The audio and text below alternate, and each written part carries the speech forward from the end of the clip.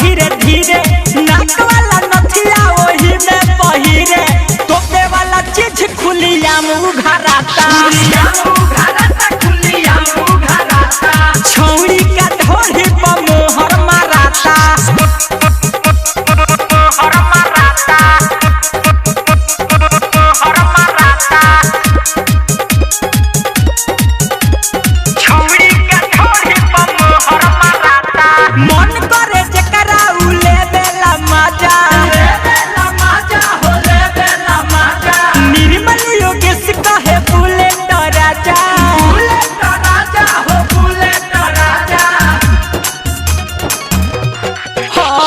मन करे जकरा उले बेला माजा निर्मल योगेश कहे बुलेट राजा ऊपरे ऊपर मासु जितवन खाता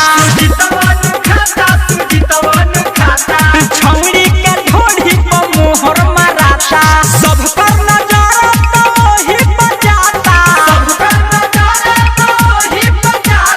लइका तो लइका बुढ़ावो पागल